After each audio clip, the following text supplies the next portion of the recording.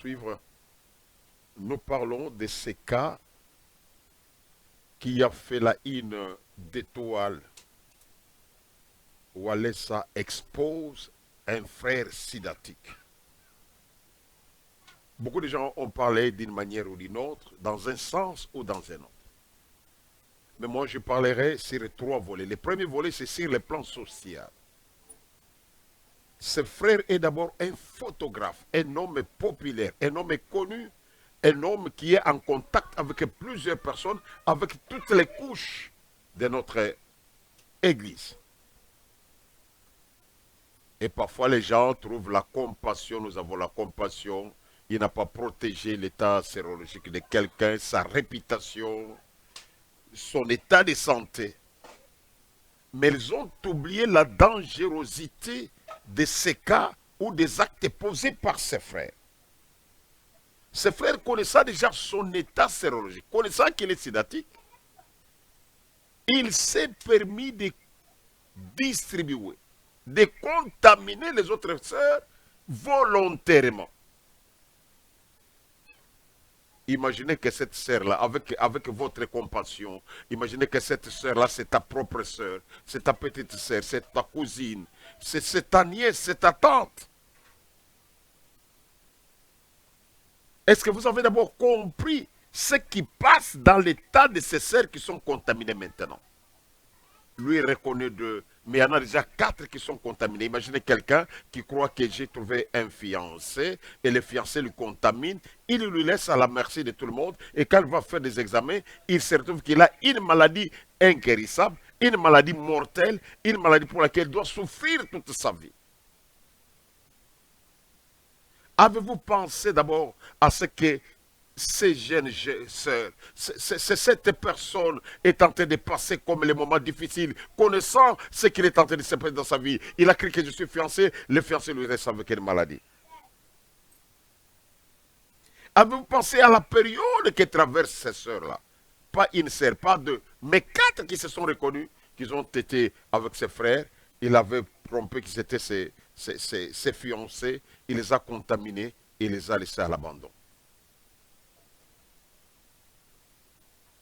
Avez-vous pensé aussi à la famille de ces gens-là? Avez-vous pensé à la souffrance que ces quatre sœurs connues sont en train d'endurer? Au lieu de vous plaindre pour cette personne, commencez d'abord par comprendre que l'acte qu'il a posé est d'une gravité rarissime. Un homme conscient, mais qui décide, parce qu'il m'a témoigné, il a dit quand on m'a dépisté que j'étais malade, j'ai décidé de contaminer les autres. Sur le plan social, nous comprenons que c'est un danger public.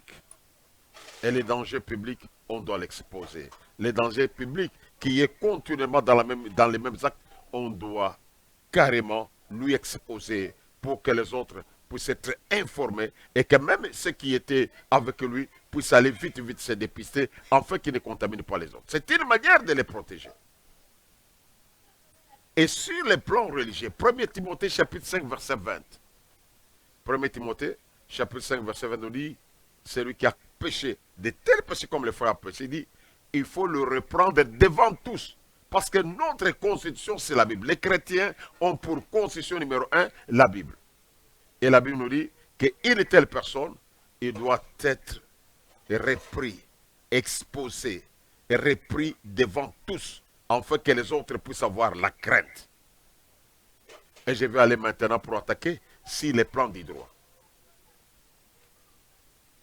L'ordonnance loi numéro 08/011, je crois que c'est du 14 juillet 2008, modifié par l'ordonnance de 2018.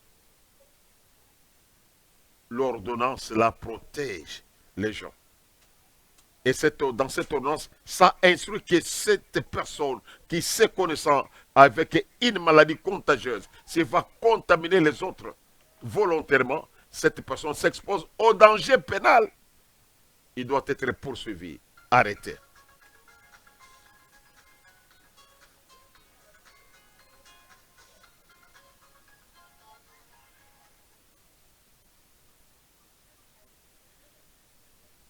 Et la loi aussi nous dit la transmission délibérée d'une maladie, ou la contamination délibérée d'une maladie, ou la transmission intentionnelle d'une maladie ou de mise en danger d'une vie de quelqu'un, c'est une infraction pénale. Pendant que vous croyez qu'on a exposé ce monsieur, mais ce monsieur, c'est déjà quelqu'un qui se trouve dans l'infraction pénale. Mais est-ce qu'on soit posé quelqu'un comme cela? Oui, les droits nous le permettent. Et les droits protègent aussi l'homme de Dieu. L'ultime nécessité, pour ceux qui ont pris les droits, l'ultime nécessité ou l'état de nécessité oblige quelqu'un de commettre l'infraction pour protéger une population qui est en danger ou en péril sur le plan sanitaire, sur le plan sécuritaire, et cette personne qui commet une infraction, reconnue l'infraction des droits, pour protéger une masse, cette infraction ne compte pas. C'est ce qu'on appelle l'ultime nécessité ou l'état de nécessité. Et ceux qui connaissent les droits, ils le savent. Empêcher quelqu'un, empêcher une masse qui est en danger. Est-ce qu'il y a eu un danger imminent? Oui. Parce que monsieur se connaissant, il s'est exposé. Il a voulu exposer les autres. Il fallait l'exposer pour arrêter l'hémorragie. C'est pourquoi, bien aimé, j'ai dit à tout le monde qui ont parlé sur ces cas, vous devez d'abord réfléchir et être humain. Comprendre que ce monsieur a contaminé des masses et ces masses devraient contaminer les autres. Et cela, il était devenu un danger populaire. Et un danger populaire, il fallait arrêter les morts. C'est pourquoi l'État lui-même, l'État permet à ce que ce monsieur soit arrêté. Merci. C'était notre mise au point concernant les cas. Et nous nous arrêtons par là pour aujourd'hui. En attendant vos réactions et vos suggestions, qu'ils seront le bienvenu.